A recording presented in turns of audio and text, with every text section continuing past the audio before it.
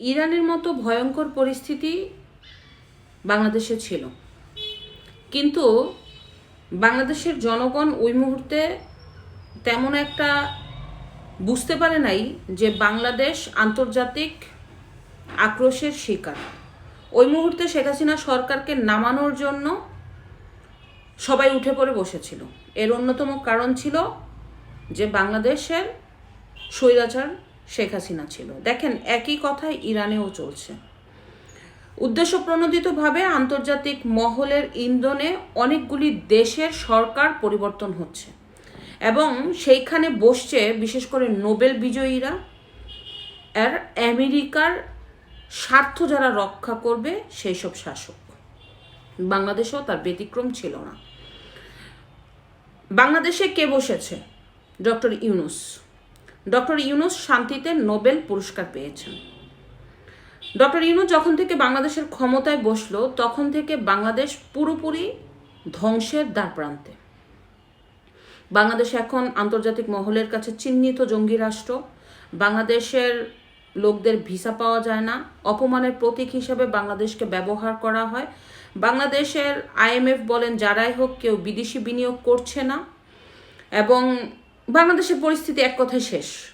হত্যা, ধর্ষণ, ডাকাতি, ছিনতাই, অগ্নিসংযোগ, চাঁদাবাজি প্রতিনিয়ত বাংলাদেশের সাধারণ মানুষের নিরাপত্তা বিঘ্নিত করছে।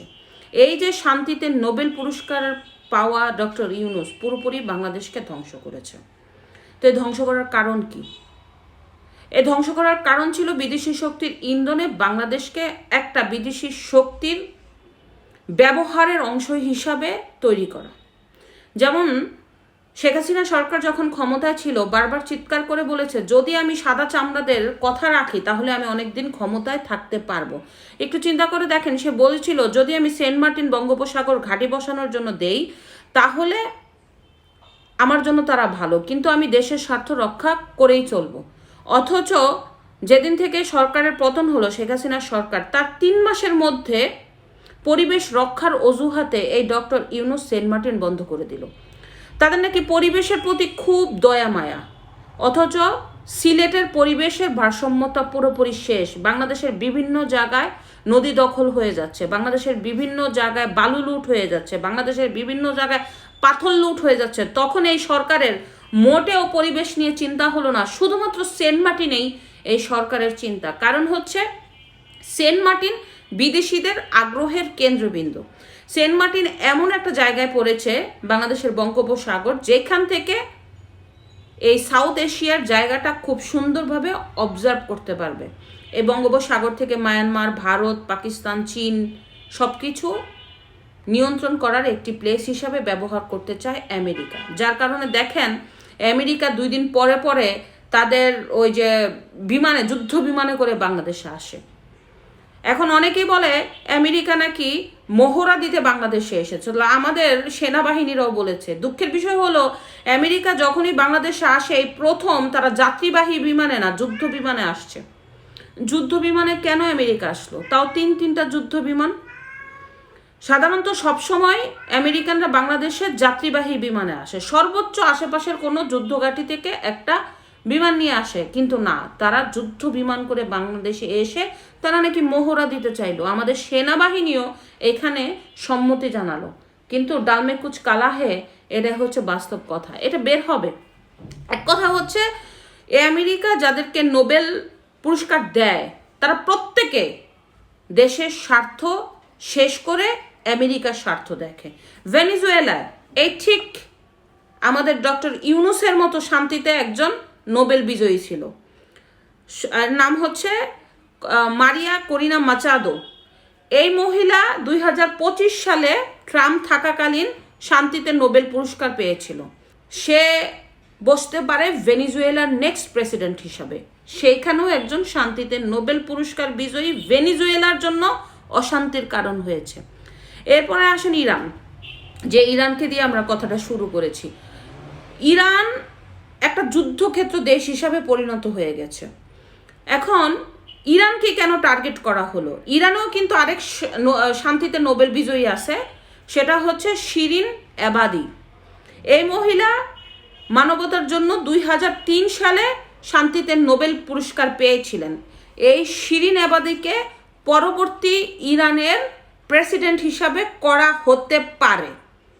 এখানেও শান্তিতে নোবেল পুরস্কার বিজয়ী ইরানের জন্য অশান্তির কারণ। এই শিরিন এবাদি এখন এই ইরানের যুদ্ধকে আরও বেশি উস্কিয়ে দিচ্ছে বাহির থেকে বিভিন্ন কথা বলে। এখন ভেনিজুয়েলার পরে ইরানের টার্গেটটা কেন করেছে? মূলত বাংলাদেশের সবচেয়ে বৃহত্তম তেল রিজার্ভ আছে ভেনিজুয়েলা, 303 ব্যারেল তেল। পরবর্তীতে হচ্ছে ইরান, যেখানে 267 বিলিয়ন ব্যারেল তেল রিজার্ভ আছে। এরপরে সৌদি আরব। তো এই যে ইরানকে যদি ধ্বংস করতে পারে, তেলগুলি নিয়ন্ত্রণে নিয়ে যেতে পারবে। আরেকজন শান্তিতে নোবেল পুরস্কার বসায় ইরানকে শেষ করে দিল। আমেরিকা তাদেরকেই নোবেল পুরস্কার দেয়, তারা দূরের চিন্তা করে যাকে তার দেশের জন্য, মানে আমেরিকার স্বার্থে ওই নোবেল বিজয়ীর দেশের জন্য সর্বনাশ করাতে পারে। বাংলাদেশের ইউনুসও তার ব্যতিক্রম করেনি। যারা যারা নোবেল পুরস্কার পেয়েছে তারা দেশের জন্য হুমকি। বাংলাদেশের ইউনুস, আমাদের পাশের রাষ্ট্র মায়ানমারের ওয়াং সান সুচি, এই মুহূর্তে ভেনিজুয়েলার মাচাদো, এরপরে ইরান এখন পৃথিবীর অন্যতম একটা যুদ্ধবিধ্বস্ত দেশ হিসাবে আছে, সেই ইরানের শিরিন এবাদি। তার মানে যারাই নোবেল পুরস্কার পাচ্ছে তারাই দেশকে শেষ করে দিচ্ছে। মনে আছে ডক্টর ইউনুস কি বলেছিল? যখন শেখ হাসিনা সরকারের পতন হলো, সে মাহফুজকে নিয়ে আমেরিকার বিশ্ব ময়দানে বিল গেটসের সামনে পরিচয় করায় দিল ম্যাটিকুলাস ডিজাইনার। হ্যাঁ, ম্যাটিকুলাস ডিজাইনেই তো 2024-এর গণ অভ্যুত্থান হয়েছে। সাইলেন্সার দিয়ে যারা স্নাইপার দেয়ার, কারা নিরীহ ছাত্রদেরকে মারল, এটা সঠিক তদন্ত করার কথা।